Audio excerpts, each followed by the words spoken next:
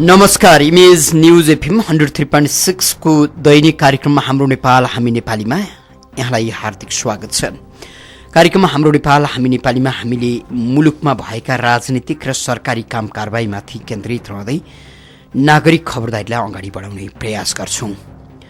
सामान्यतया हामी कहाँ नेपालीले गरेका काम नपत्याउने, विश्वास नगर्ने, विदेशीहरूको कोही जस्तो सुकै मान्छे आएर केही भनिदियो भने त्यो पत्याउने, समाज र राजनीतिमा व्याप्त भएको यो घटनाले, यो सन्दर्भले नेपाली मानसिकता र नेपाली जनजीवनलाई कमजोर बनाउँदै गएको छ। यति बेला विश्वका विभिन्न मुलुकहरूमा छरिएर रहेका नेपाली विद्यार्थीहरू अथवा नेपाली नागरिकले केही महत्त्वपूर्ण कामहरू गरेका छन्, तर ती कामहरू विश्वमै चर्चा गर्न लायक भइरहँदा पनि नेपालले त्यस्ता काम गर्ने व्यक्तिको पहिचान गर्दै त्यस्ता व्यक्तिहरूलाई देशमै सदुपयोग गर्न सकिराखेको छैन। यसकारण पनि मुलुकले भनेको जस्तो आधुनिक विकासको गति समात्न सकिराखेको छैन। अहिले विशेष गरी विश्व विज्ञानका क्षेत्रमा निकै ठुलो उपलब्धि हासिल भयो, गुरुत्वाकर्षण तरङ्ग भेटियो, त्यसका सन्दर्भहरूबारे अझ बढी नजिक पुगे वैज्ञानिकहरू र त्यसमा नेपाली वैज्ञानिक पनि संलग्न रहेको तथ्यहरू, समाचारहरू सार्वजनिक हुनुले नेपाली नागरिकमा भएको सक्षमताले विश्वमै उपस्थिति जनाइदिन सक्छ भन्ने कुरालाई अझ प्रमाणित गरिदियो।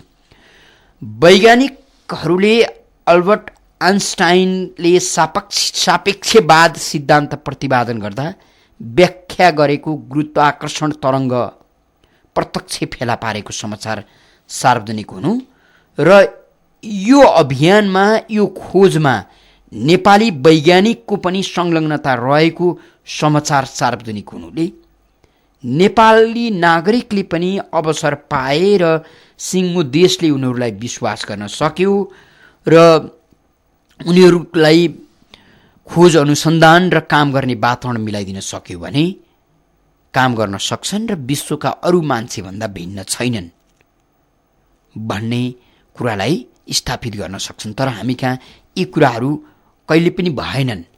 राम्रा कामका लागि अलिकति भिन्न चेतना राख्ने र आधुनिक विकास क्रमलाई अगाडि बढाउने सन्दर्भमा राजनीति त्यति सचेत हुन चाहेन पनि र राजनीतिले विश्व बजारमा प्रतिस्पर्धी काम गर्नका लागि त्यति सचेतना अपनाएन पनि।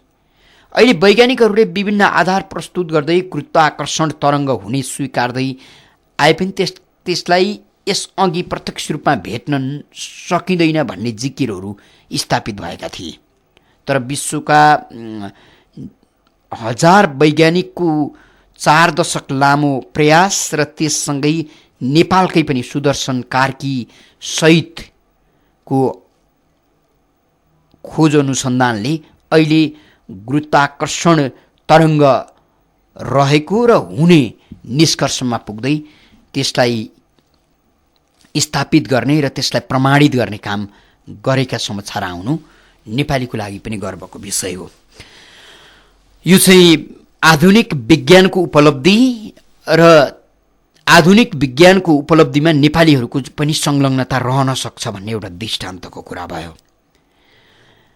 मुलुक बन्नका लागि, विश्व राजनीतिक बजारमा प्रतिस्पर्धी हुनका लागि यति बेला अनेकन किसिमको प्रतिस्पर्धा चलिराखेको छ। यतिसम्म कि आधुनिक हात हतियार र क्षेप्यास्त्र निर्माण गर्न सक्ने हैसियत पनि अब राष्ट्रसँग हुनुपर्ने स्थिति आएको छ।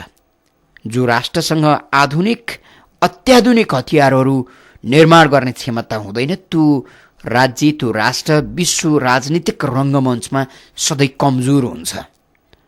यसको अर्थ विश्व अब विकासको होडबाजीमा छ र विकासका लागि कसैले कसैलाई रोक्नेवाला पनि छैन।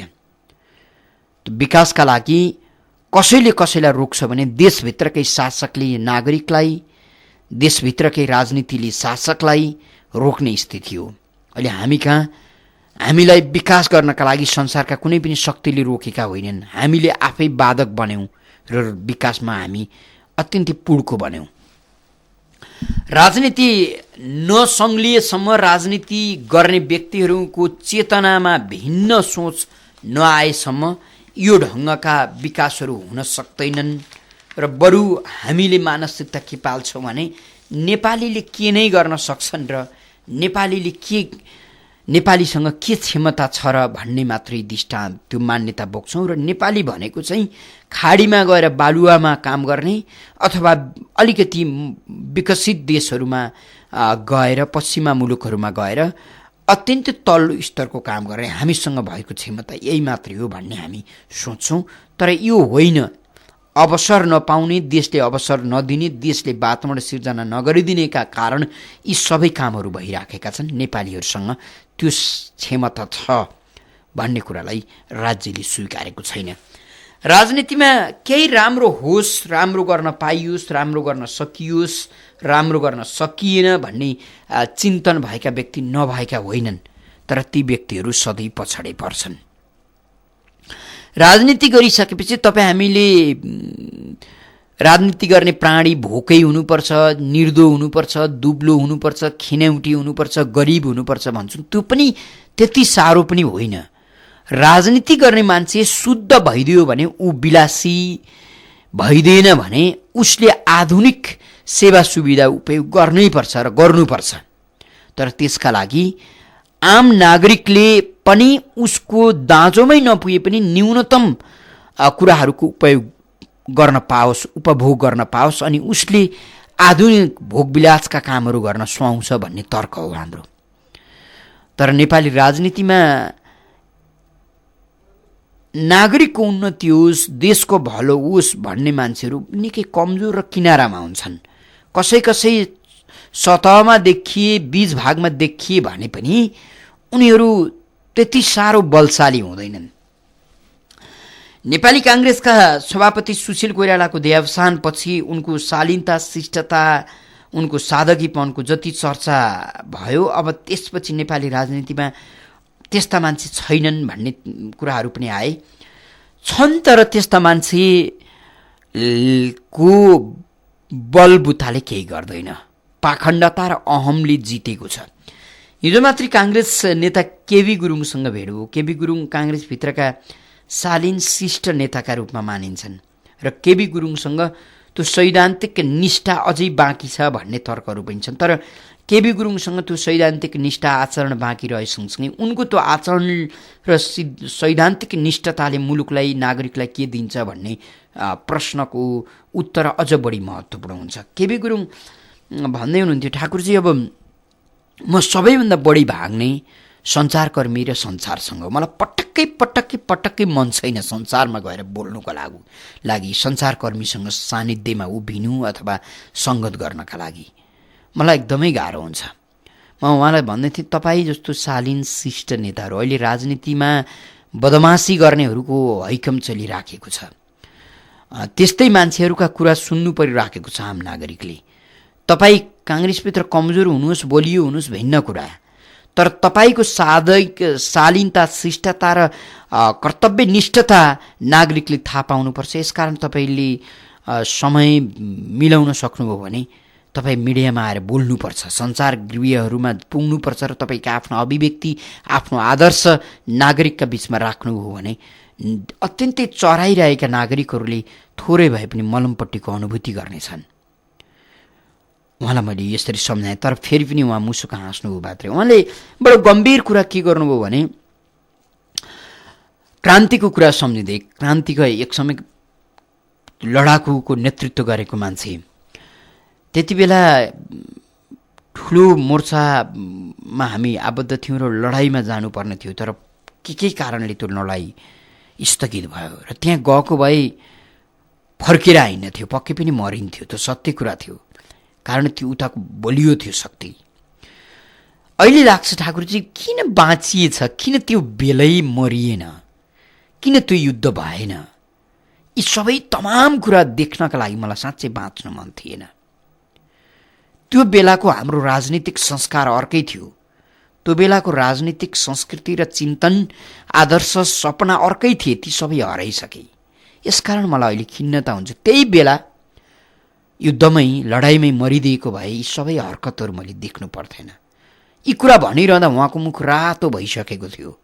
त्यो मनैले भनेका कुराहरू बोलिरहँदा आँखाबाट पनि ती कुराहरू अभिव्यक्ति हुन्छन्।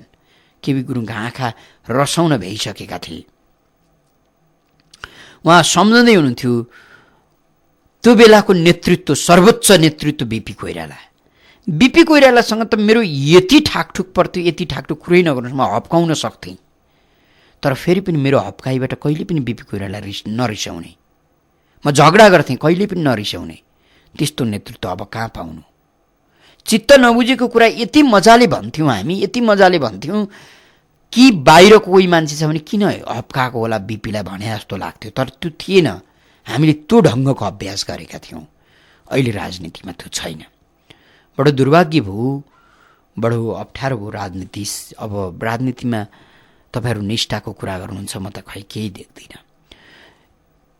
यति भन्ने मान्छेहरू पनि छन्, तर दुर्भाग्य के हो भने यी मान्छेहरूको शक्तिले काम गर्दैन। यो नै तपाईँ हाम्रो दुर्भाग्य हो। राजनीतिमा प्रष्ट योजना दृष्टि मात्रै भइदियो र राजनीति भनेको कमाउने नै हो, मिलीभगत गर्ने नै हो, लुट्ने नै हो भन्ने कुरा मात्रै त्याग्ने हो भने देशले विकास गर्न धेरै समय नै लाग्दैन।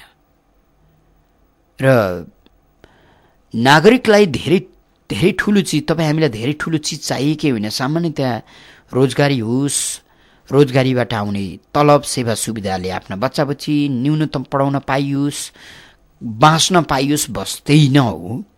सबै नागरिकका पजेरो हुनुपर्छ, सबै नागरिकका 5 तले भवन 5-7वटा हुनुपर्छ भन्ने चिन्तन होइन। तर बाँच्ने न्यूनतम आधारहरू सिर्जना गरिदिनुपर्छ राज्यले। त्यसका लागि राजनीति सक्रिय छ राज्यका त्यो तह र तबकामा पुग्नलाई। त्यो राजनीति गर्नेहरू सही भइदिए, आदर्शवान भइदिए, राम्रा भइदिए भने देश आफै बन्छ। तर त्यही भइदिएन र अब जीवनभर राजनीतिमा समय बिताएका मान्छेहरू विरक्तिनुपर्छ, विरक्तिएका छन्, जो शालीन छन्, शिष्ट छन्, जसले त्यो बेलाको सपना सम्झन्छन् र त्यो बेलाको राजनीति सम्झन्छन्। यसकारण राजनीति बिग्रिएकै कारण तपाईँ हामीले दुःख पाएका हौँ। यसलाई सुधार्नका लागि पनि नागरिकले खबरदारी गर्न जरुरी छ भन्ने हेतु हामी कार्यक्रममा हाम्रो नेपाल, हामी नेपालीलाई अगाडि बढाइराखेका छौँ। तपाईँ पनि यो कार्यक्रममा सहभागी हुन चाहनुहुन्छ भने हाम्रो स्टुडियोको टेलिफोन नम्बर 400-6523मा फोन गर्न सक्नुहुन्छ र सँगै 400-6524 पनि तपाईँका लागि खुल्ला छ। टेलिफोन सम्पर्कमा कोही श्रोता मित्र आइ पनि सक्नुभएको छ, उहाँलाई स्वागत गरौँ। को बोल्दै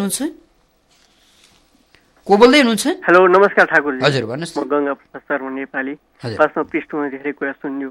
भिडलाको देशमा मरेको के अर्थ मूल्य हुन्छ र पृष्ठभूमिमा युवा वैज्ञानिक सुदर्शन कार्कीलाई को कुरा सुन्यो र उहाँलाई म नमन गर्दछु। उहाँको अनुसन्धानले सफलता मिलोस् भन्ने कामना पनि गर्दछु। नेपाल र नेपालीको भोगाई सुखद छैन। जता हेऱ्यो त्यतै सङ्कटै सङ्कट छ। कालो बजार रोकिएको छैन, महँगी घटेको छैन, सरकार मितव्यय भएको छैन, राजनीतिक दल र तिनका नेता कानुनभित्र आएका छैनन्। झन् भारतले गराइदिएको 12 बुँदे सम्झौताले देश विग्रहतिर गएको छ। प्राकृतिक प्रकोपबाट पीडित घाँस-बाँस र कपासले आक्रान्त छ। यस्तो अवस्थामा राष्ट्र स्पष्ट पारदर्शी खुल्ला वैदेशिक नीति नबनाई भारत भ्रमण जाँदैछन् प्रधानमन्त्री। यो भ्रमण नेपालको स्वार्थभन्दा भारतको स्वार्थ पुरा गराउन, यहाँका प्राकृतिक स्रोत साधनमा आफ्नो अधिकार गुमाउन जाने हो, पद टिकाउन जाने हो। कुनै पनि दलको वस्तुगत रूपमा यसरी गरेर आऊ भन्न सकेका अवस्था पनि छैन। सम्माननीय प्रधानमन्त्रीको यो अभिव्यक्ति हेर्दा, उनका दायाँ बायाँका मान्छेको कुरा हेर्दा यो बोध हुन्छ कि उहाँको भ्रमणले नेपालको सुखद भविष्य रहँदैन। यस्तो खबरदारी गर्न जरुरी छ। यसको लागि पनि हामीले आज 1 बजे चाबिल चोकमा खबरदारी गर्दैछौँ। सबै नेपाली नागरिक भाग लिन आग्रह गर्दछु। आज यति, नमस्कार। हजुर, यहाँलाई हामी धन्यवाद दिन्छौँ। गङ्गा प्रसाद शर्मा नेपाली हुनुहुन्थ्यो हामीसँग कुरा गर्दै। फेरि पनि टेलिफोन सम्पर्कमा अर्का कोही श्रोता हुनुहुन्छ। को बोल्दै हुनुहुन्छ? टेलिफोन सम्पर्कमा कोही श्रोता हुनुहुन्छ, उहाँलाई स्वागत गरौँ। को बोल्दै हुनुहुन्छ? सर नमस्कार। हजुर भन्नुहोस्। म नासिर खान सर। नासिर खानजी भन्नुहोस्। सर, तपाईँहरूको अन्तर्वार्तामा मधेसी नेताहरूसँग जति पटक पनि सुन्ने गरेको छु, यो नागरिकता सम्बन्धी कुरा आउँदाखेरि उनीहरूले भन्ने गरेका छन् त्यहाँका सिडिओ पहाडी मूलका थिए, उसैले नागरिकता वितरण गर्यो भन्छन् उनीहरूले। तर हाम्रो यहाँ काठमाडौँमा एउटा वडाबाट अर्को वडामा केटी बिहे गरेर गएपछि उसलाई 5 जना 7 जना साथी बस्नुपर्छ। त्यस्तै प्रकारले मधेसमा पनि यो 63 सालदेखि 65 सालसम्म जति पनि नागरिकता वितरण भएका छन्, त्यहीँका लोकल स्थानीय नेताहरू 7 दलका नेताहरूले 200 रुपियाँ लिएर साथी बसेर नागरिकता प्रमाणपत्र दिएको थाहा छ भन्छु। धन्यवाद सर। हजुर, नासिर खान हुनुहुन्थ्यो हामीसँग कुरा गर्दै। फेरि पनि टेलिफोन सम्पर्कमा अर्का कोही श्रोता हुनुहुन्छ। को बोल्दै हुनुहुन्छ? 4006523 र 4006524 तपाईँले फोन गर्न सक्नुहुन्छ। कार्यक्रममा हाम्रो नेपाल हामी नेपालीमा हुनुहुन्छ। हामीले कार्यक्रममा मुलुकमा भएका सरकारी र राजनीतिक क्रियाकलापमाथि केन्द्रित रहेर नागरिक खबरदारीलाई अगाडि बढाउने प्रयास गर्छौँ। कोही श्रोता टेलिफोन सम्पर्कमा हुनुहुन्थ्यो, बाहिरिनु भएको सङ्केत गर्दै हुनुहुन्छ सञ्जयजी। 4006523 र 4006524 तपाईँले फोन गर्न सक्नुहुन्छ। हामी कार्यक्रममा हाम्रो नेपाल हामी नेपालीमा छौँ। मुलुकको बिग्रँदो राजनीतिक अवस्था र लाचार बन्दै गएको नेतृत्वले मुलुकलाई सही ढङ्गबाट दिशा प्रदान गर्न सकिराखेका छैनन्, जसका कारण तपाईँ हामी प्रत्यक्ष मारमा परिराखेका छौँ। देशले आफ्नो गति गुमाउँदै गएको छ, देशमा विग्रह मात्रै भएका छन्। यसैलाई न्यूनीकरण गर्नका लागि पनि तपाईँको खबरदारी अझ जरुरी हुन्छ। कोही श्रोता मित्र टेलिफोन सम्पर्कमा आइसक्नु भएको छ। को बोल्दै हुनुहुन्छ? हजुर सर नमस्कार। हजुर भन्नुहोस् न। हजुर, म एउटा विद्यार्थी हो। कहाँबाट? म यहाँ सानो ठिमी भक्तपुर सानो ठिमीबाट रियाज थाङमी। हजुर रियाज दिदी भन्नुहोस् न। म के भन्न चाहन्छु भने जसरी अहिले देश एउटा नराम्रो सङ्कटमा फसेको छ, देशमा जुन किसिमको विपत्ति आएको छ, अझै पनि नेताहरूले ठुला चरको कुरा गर्ने, तर जति पनि जनतालाई परेको समस्याहरू छ, जति पनि पब्लिकलाई परेको समस्याहरू छ, सम्पूर्ण आम नेपालभरि जुन किसिमको सङ्कट छाएको छ त्यसलाई समाधानको कुनै पनि बाटोहरू अपनाइन्न, त्यसको कुनै पनि कुरा गरिन्न। र जसरी यहाँनिर अहिले कुनै नेताहरूले चाहिँ अब आफ्नो कुराहरूलाई चाहिँ अगाडि राख्ने तर ती समाधानको कुराहरूलाई नदेखाउने हो भने साँच्चै नै देश एक नराम्रो गरी डुब्नेछ, नराम्रो सङ्कटमा फस्नेछ। म यही भन्न चाहन्छु। हजुर, यहाँलाई हामी धन्यवाद दिन्छौँ रियाजी। भक्तपुरबाट एकजना विद्यार्थीले फोन गर्दै हुनुहुन्थ्यो र नेपाली राजनीतिको प्रवृत्तिका बारे चिन्ता गर्दै हुनुहुन्थ्यो। फेरि पनि टेलिफोन सम्पर्कमा अर्का कोही श्रोता हुनुहुन्छ, उहाँलाई स्वागत गरौँ। को बोल्दै हुनुहुन्छ? नमस्कार ठाकुरजी।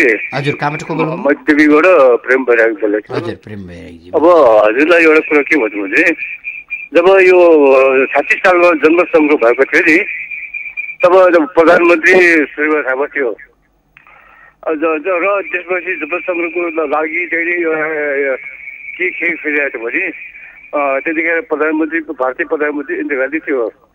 त्यसपछि त्यहाँबाट चाहिँ के अरे अब श्रीमती थापा र इन्दिरा गान्धीको सरकारमा 6 लाख भारतीय जनता चाहिँ नेपालमा यो जनसङ्ख्याको लागि मतदाताको लागि भित्राइएको थियो र त्यसपश्चात त्यो भयो। अब अर्को अब जनआन्दोलन पछि त अब कति भित्रायो त्यसको कुनै लेखाजोखा छैन। त्यतिखेर भइसकेको कुरा 50-60 लाख छ। अब अहिले त्यसो 62-63 कति भित्रायो होला, त्यसको पनि कुनै अब त्यो लेखाजोखा छैन। अब यसको लागि एउटा उखान छ कि अब नेपाली यो जुन हाम्रो राजनेताहरू त्यतिसम्म गिरिसकेको रहेछ भन्ने कुरा यो प्रमाणित स्वतः थाहा भइसक्यो, सिद्ध भइसकेको छ। र अर्को कुरा के हो भने नेपालको राजनीति कस्तो भयो भने महामूर्ख कालिदास छ नि त्यसमा साबित गर्न सकिन्छ। किनभने नेपालको जलस्रोत भागलाई बेचेर सन्धि सौदाहरू गरेर सबै नदी नाला उतातिर दिएर उताको के अरे बत्ती किनेर नेपाललाई नेपालले किन्ने र नेपालको ढुकुटी रिटाएर उसँग बिजुली किन्ने पनि अहिले पनि प्रावधानको तयारी हुँदैछ भने आजको यो नाङ्गो राजनीतिले गर्दाखेरि देश कङ्गाल पनि बनायो, जनतालाई पनि डुबायो, देशलाई पनि डुबायो। अब यो किसिमको यो राजनीतिको नेताहरूबाट चाहिँ कुनै पनि किसिमको चाहिँ हामीले आशा जनता नेपाली जनताले आशा नगर्दैमा हुनुहुन्छ। धन्यवाद। हजुर, यहाँलाई हामी धन्यवाद दिन्छौँ। प्रेम बैरागी हुनुहुन्थ्यो हामीसँग कुरा गर्दै। फेरि पनि टेलिफोन सम्पर्कमा अर्का कोही श्रोता मित्र हुनुहुन्छ। को बोल्दै हुनुहुन्छ, कहाँबाट? हेलो हजुर, म राधाकृष्ण सिनामलबाट। नमस्कार है हजुर। राधाकृष्णजी भन्नुहोस्। हजुर, मलाई के भन्न चाहेँ भनेदेखि नि हाम्रो यो नेपालमा छैन, हामी जनताहरू, हामी समाजकाहरू सब हुनुपर्छ जस्तो लाग्छ कि हजुर। हामी नेता यो होइन, हाम्रो कार्यकर्ता यो, हाम्रो पार्टीका नेताहरू यो भएर हामी जनता दुःख पाए जस्तो लाग्छ। यति भन्न चाहे। यहाँ हामी धन्यवाद दिन्छौँ। नागरिक सचेत हुनु पर्यो भन्दै हुनुहुन्छ राधाकृष्णजी। फेरि पनि टेलिफोन सम्पर्कमा अर्का कोही श्रोता हुनुहुन्छ। को बोल्दै हुनुहुन्छ? सर नमस्ते, म रोशन आचार्य तावेलबाट। हजुर रोशनजी भन्नुहोस् न। मेरो भनाइ चाहिँ कस्तो भन्नु होला भने अब जुन क्षेत्र हेरे पनि भद्रगोल छ क्या सर, कुनै सुध्रिएको क्षेत्र भन्ने कुनै छैन। त्यस कारणले गर्दाखेरि सबैतिर विकृति नै छ। र मलाई एउटा सम्झना आयो, गणेशमान सिंहजीले चाहिँ नेपालका चाहिँ जनतै भेडा छन् भन्दाखेरि उहाँलाई चाहिँ लखेटिया पनि थियो अरे भन्ने सुन्या हो होइन सर। वास्तवमा हामी आफू पनि हाम्रो आफ्नो कमजोरी पनि छन् के सर। जहिले पनि नेतालाई चुनाव सिधै गाली गर्दा नि अनि चुनावमा चाहिँ भोट फेरि तिनीहरूलाई नै हाल्ने किन त्यस्तो गरिरहेको छौँ त हामी चाहिँ। अब हामी पनि सुध्रिनु जरुरी छ र हामीले आफ्नो ठाउँबाट सक्दो प्रयास राम्रोको लागि काम गर्नु जरुरी छ भन्ने लाग्छ। हजुर, यहाँलाई हामी धन्यवाद दिन्छौँ रोशनजी। रोशन आचार्य हुनुहुन्थ्यो। फेरि पनि टेलिफोन सम्पर्कमा अर्का कोही श्रोता हुनुहुन्छ। को बोल्दै हुनुहुन्छ? हेलो नमस्ते सर। हजुर भन्नुहोस् न। सीता गुरुङ बालटारबाट। सर्वप्रथम त आज सरस्वती पूजाको दिन सम्पूर्ण नेपाली दाजुभाइ दिदीबहिनीहरूलाई सम्पूर्णलाई सरस्वती पूजाको धेरै धेरै शुभकामना दिन चाहन्छु। अनि यो छ नि सर, अहिले यो नाकाबन्दी भएकोदेखि यता चाहिँ यो ग्यासहरू चाहिँ नि पटक्कै पाएको छैन। कालो बजारीमा चाहिँ नि ढुसुक्कै पाएको छ। पैसा धेरै तिर्यो भनेदेखि 7,000 8,000, हाफ सिलिन्डरलाई 3500 2500 3000 तिर्यो भनेदेखि चाहिँ पाउँदो रहेछ। तर हामी चाहिँ नि 2500 पनि तिर्न नसक्ने, 8000 पनि तिर्न नसक्ने मान्छेहरूको लागि चाहिँ यो एकदमै दुःखदायी कुरा भइराखेको छ। अनि यो नाकाबन्दी भइसकेपछि यता बरु के भनौँ न डिजेल पेट्रोलहरू चाहिँ लाइन बसेर भए पनि गाडीहरूले, स्कुटीहरूले, मोटरसाइकलहरूले पाइराखेको छ। तर यो ग्यास चाहिँ किन नपाएको? यो चाहिँ एकदमै किन यो भात पकाएर खाने चिज भने त झन् साह्रो। तपाईँको चाहिँ भात नखाइकन, पेटभरि भात नखाइकन त गाडी पनि चलाउनु सक्दैन, मोटरसाइकल पनि हिँड्नु सक्दैन, स्कुटीमा पनि हिँड्नु सक्दैन, सामान पनि ल्याउनु सक्दैन, काम पनि गर्नु सक्दैन। पहिलो सुरुमा त खानै पर्ने हो। र यो खाना पकाउने ग्यासमा चाहिँ किन व्यापार किन यो सरकारले चाहिँ किन ध्यान दिएको छैन? हिजोको न्युजमा आयो कि 100वटा पेट्रोल पम्पहरूमा चाहिँ तेलहरू चाहिँ वितरण हुने, उनीहरूले भनेको जति चाहिँ तेलहरू दिने भन्ने कुराहरू आयो। विभिन्न ठाउँहरूमा चाहिँ लाइन बसेर गाडीले तेलहरू चाहिँ पाइराखेको छ। तर यो खाना पकाउने ग्यास चाहिँ हामीले पटक्कै पाएको छैन। नाम लेखिराखेको छ ग्यास पसलमा, गएर चाहिँ हाम्रो नाम ग्यास आएन साउजी भनेर सोध्यो भनेदेखि हामीले भदौको बाँडेको, साउनमा नाम लेखेको पो बाँडेको भनेर उहाँहरूले भन्नुहुन्छ। यतातिर चाहिँ यो सरकारले पनि ध्यान नदिने, सम्बन्धित निकायले पनि ध्यान नदिने किन होला? के तपाईँहरू चाहिँ सरकारको घरमा भात पाकेको छँदैछ? विभिन्न पार्टीको चाहिँ नेता बनाउँदाहरूको घरमा पनि टन्न खाना 84 व्यञ्जन पाकेको छँदैछ। कार्यकर्ताको घरमा पनि छँदैछ, कर्मचारीको घरमा पनि पाकेको छँदैछ। हामी चाहिँ नि सर्वसाधारण नागरिकहरू चाहिँ जहिले पनि आँगनको भित्तामा छतको चाहिँ कुनामा भरेको चेपमा आगो फुकेर झिल्सी र पिल्सी गरेर खाना पकाएर खानुपर्ने, एक दिन पकाएको दाल 3 दिनसम्म राखेर खानुपर्ने, एक दिन पकाएको बेलुका पकाएको भात बिहान पनि त्यही भात अलि नि मनतातो पारेर तताएर खानुपर्ने, किन यस्तो हुँदैछ सम्बन्धित निकायले यसतिर किन ध्यान नदिएको भन्छु हजुर। हजुर यहाँलाई हामी धन्यवाद दिन्छौँ। सीता गुरुङ हुनुहुन्थ्यो हामीसँग कुरा गर्दै। इमेज न्युज FM 103.6 सुनिरहनु भएको छ। कार्यक्रममा हाम्रो नेपाल हामी नेपालीमा छौँ। तपाईँ पनि यो कार्यक्रममा सहभागी हुन चाहनुहुन्छ भने हाम्रो स्टुडियोको टेलिफोन नम्बर 40065323 र 40065424मा फोन गर्न सक्नुहुन्छ। टेलिफोन सम्पर्कमा कोही श्रोता मित्र हुनुहुन्छ। को बोल्दै हुनुहुन्छ? नमस्कार। हजुर भन्नुहोस् न के भनेदेखि मैले भन्नु को बोल्नुभयो हजुर? कहाँबाट को बोल्नुभयो? म काठमाडौँबाट जनार्दन आचार्य। हजुर म के भन्न चाहन्छु भने सबैलाई कानुन लाग्ने रहेछ अनि त्यसपछि चाहिँ तपाईँको नेताहरू कुनैलाई पनि नलाग्ने रहेछ। हजुर यहाँ नेपालको कानुन अहिलेको संविधान बडो गजबको रहेछ। हेर्नुहोस् अब कुनै नेता पर्या छैनन्, कर्मचारीहरू भटाभट समातिया छन् भनेपछि लोकमान सिंह कार्की पनि कतै यो नेताहरूसँग मिलिमतोमा त छैनन्। म यही भन्न चाहन्छु। हजुर पक्कै पनि यहाँलाई हामी धन्यवाद दिन्छौँ। जनार्दन आचार्य हुनुहुन्थ्यो। नागरिकले हरेक विषयलाई हरेक ढङ्गबाट सोच्न पाउने अधिकार राख्छन् र चियो चर्चा गर्न पाउँछन् अनि मात्रै लोकतन्त्रको सौन्दर्यता पनि स्थापित हुन्छ र अर्थ पनि देखिन्छ। अहिले अख्तियार दुरुपयोग अनुसन्धान आयोगले जसरी कर्मचारीहरूलाई तानेको छ त्यही ढङ्गबाट नेताहरूले पनि अकुत सम्पत्ति कमाइराखेका छन्। उनीहरू किन तानिएनन्? उनीहरू किन मुछिएनन्?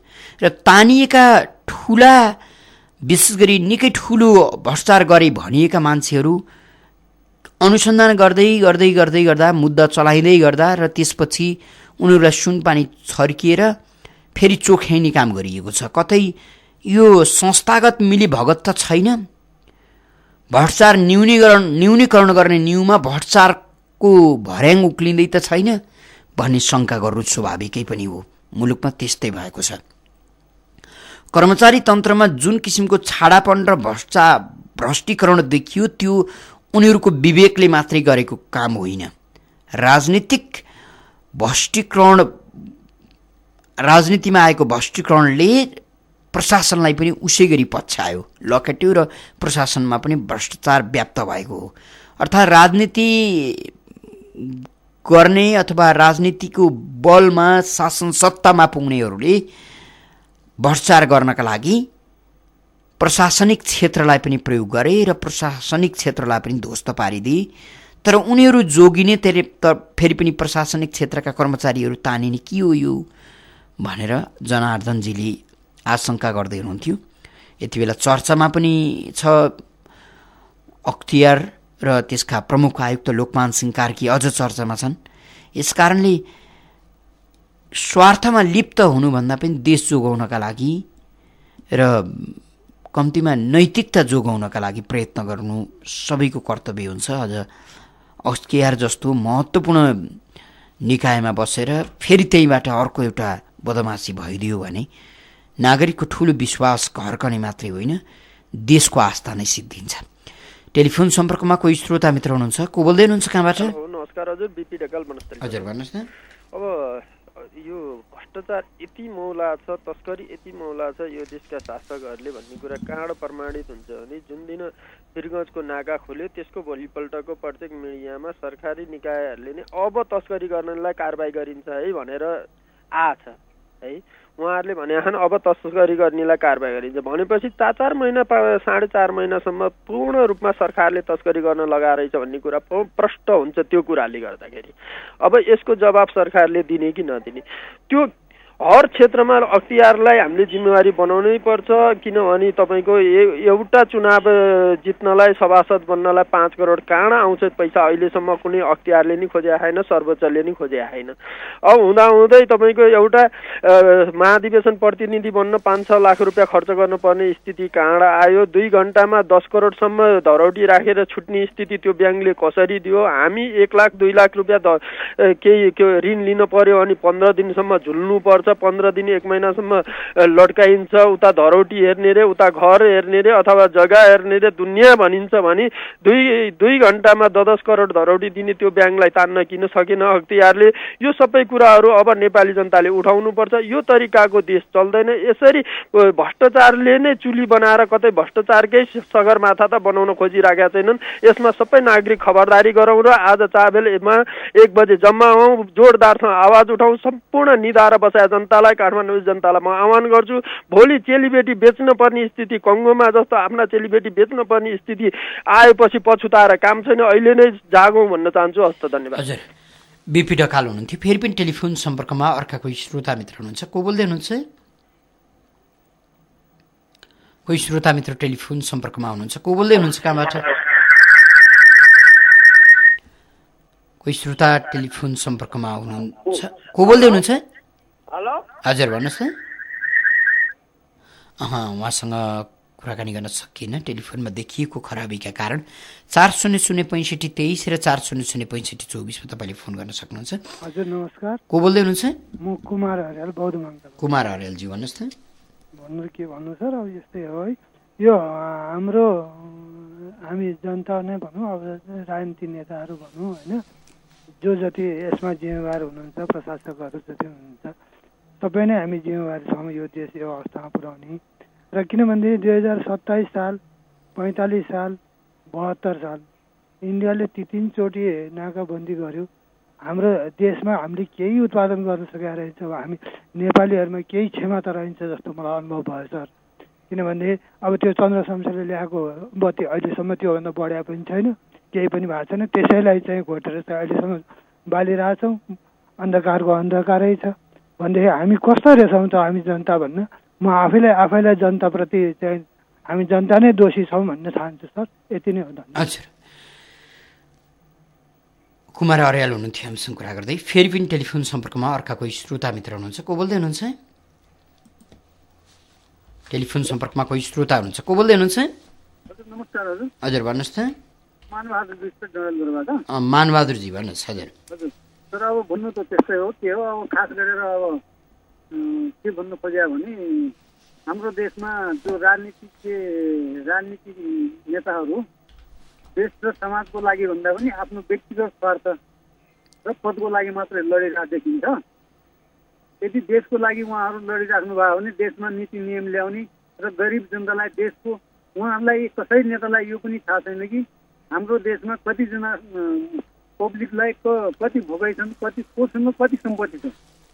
यो सरकारसँग कुनै पनि डाटा नभए भएर अनि यो भ्रष्टाचार मौलाएको हो। अझ त्यो डाटा चाहिँ सरकारले लिएर जनतालाई के अरे सुविधा दिन सक्यो भने भोलि कहाँबाट पैसा आयो, भ्रष्टाचार भयो कि भएन, त्यो सबै डाटा चाहिँ सरकारले बसेपछि यो चुनावको लागि भने उनीहरूले डाटा लिन्छन्, कहाँको पब्लिक कति पब्लिक छन् र हामी कति भोट पाउँछौँ भनेर। तर जनताले खान पाउने लाउन पाउने हक अधिकारको लागि चाहिँ उनीहरू कहिले पनि त्यो डाटा लिँदैनन्। यो केही पनि डाटा नभए भएर चाहिँ गाह्रो भइरहेको जस्तो लाग्छ। अच्छा, यहाँलाई हामी धन्यवाद दिन्छौँ। मानबहादुर विष्ट हुनुहुन्थ्यो हामीसँग कुरा गर्दै। फेरि पनि टेलिफोन सम्पर्कमा अर्का कोही श्रोता हुनुहुन्छ। को बोल्दै हुनुहुन्छ? ठाकुर दाइ नमस्ते, म भरत रोका ठमेलबाट। हजुर भरतजी भन्नुहोस् न। म खासै विचारक होइन, म तपाईँहरूको श्रोता मात्रै हुँ। तर केही साथीहरूको ठिटलाग्दो भाषण सुन्दाखेरि दिक्क लाग्छ। सधैँ 5-6वटा एफएमहरूमा उहाँहरू कन्टिन्युस बोलिरहनुहुन्छ। त्यो उहाँहरूको पनि राइट होला, तर आफ्नो ठाउँमा छ। अरू साथीहरूलाई पनि दिइदिए हुन्थ्यो जस्तो लाग्छ, नयाँ विचारक साथीहरू आइदिए हुन्थ्यो जस्तो लाग्छ। तर हाल केही साथीहरू नयाँ आउनु भएको छ, एकदम खुसी लाग्यो यो कार्यक्रममा। र मलाई चाहिँ के लाग्छ भनेदेखि सबै साथीहरू राजनीतिलाई गाली गरिरहनु भएको छ। राजनीतिलाई गाली गरिरहनु भन्दा पनि राजनीतिक व्यक्तिलाई जनताले चेन्ज गर्न सक्छ, परिवर्तन गर्न सक्छ। कुनै पनि नेताहरू आउन सक्छ, तिनीहरू जान सक्छन्। तर प्रशासनले गरिदियो भनेदेखि केही राम्रो कामहरू पनि हुँदो रहेछ भन्ने कुरा देखियो। एमालेको कालमा डन देखिएका चरीलाई एमाले सत्तामा हुँदै प्रशासनले कारबाही गरिदियो, कसैको केही लागेन, नेता भए पनि केही गर्न सकेनन्। काङ्ग्रेसको पालामा घैँटेला मारियो, प्रशासनमा उनीहरू के अरे राजनीतिमा उनीहरू भए पनि केही गर्न सकेनन् उनीहरूले। यही भएर मलाई चाहिँ यो लाग्छ कि सकेसम्म हाम्रो प्रशासन राम्रो भइदियो भनेदेखि, ब्युरोक्रेट राम्रो भइदियो भनेदेखि देश अगाडि बढ्न सक्थ्यो कि भन्ने लाग्छ, यही विचार राख्दै। हजुर, यहाँलाई हामी धन्यवाद दिन्छौँ भरतजी। भरत रोका हुनुहुन्थ्यो, नियमित श्रोता हुनुहुन्छ, फेरि पनि आज फोन गरिदिनु भएको छ। आज कार्यक्रममा केही नयाँ साथीहरू आइदिनु भएको छ। हामी पनि नयाँ श्रोता मित्रको र नयाँ विचारकको, नयाँ खबरदारी अभियन्ताको खोजीमा छौँ। सधैँ फोन गर्ने साथीहरूको योगदान आफ्नै ठाउँमा छँदैछ, फेरि अरू साथीहरू पनि आइदिनुहोस्, अनि मात्रै खबरदारीको एउटा बल अझ एकमुष्ट हुनसक्छ भन्ने पनि हो। भरतजीले प्रशासनिक क्षेत्र बलियो भइदियो भने नहुने त के नै रहेछ र भन्नुभयो, यो सही हो, सत्य हो। तर हामीले भुल्नु नहुने कुरा भरतजी, चरीलाई मार्नका लागि पुलिस अथवा सुरक्षा संयन्त्र मात्रै काफी थियो होला, अथवा कुमार घैँटेलाई मार्नका लागि प्रहरी प्रशासन मात्रै काफी थियो होला? यो पनि फेरि अर्को बहसको विषय बन्छ र हामी कहाँ सामान्यतया अर्को बहसको विषय पनि बनाउन सकिन्छ। त्यसरी दिनदहाडै डनका नाममा मार्दै जाने हो भने प्रहरीलाई रिस उठेका मान्छे कति मारिएलान्? हामी विधि र कानुनको मात्रै कुरा गरिराखेका छौँ नि। यसकारण जबसम्म मुलुकमा कानुन बन्दैन राम्रो, जबसम्म कानुनको कार्यान्वयन राम्रो हुँदैन, हेर्नुहोस् तपाईँ हामी कोही पनि सुरक्षित हुँदैनौँ।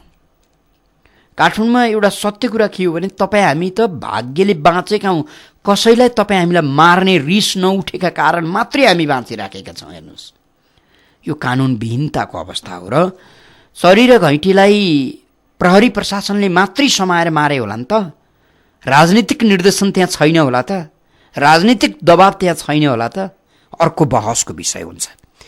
नेपाली सुरक्षा संयन्त्र, प्रशासनिक संयन्त्र सबैमा राजनीतिक सङ्क्रमण व्याप्त भएको छ। त्यो स्वाभाविक पनि छ।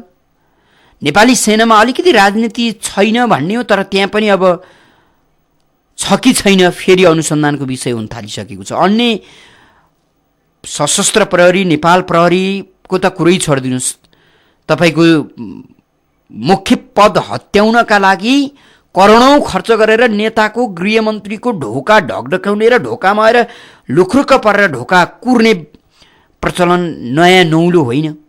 यसकारण राजनीतिक छत्रछायामा अथवा त्यो निगाहमा पाएको पद राजनीतिकमाथि नै बढी वफादार हुन्छ, नागरिक र देशमाथि वफादार हुँदैन।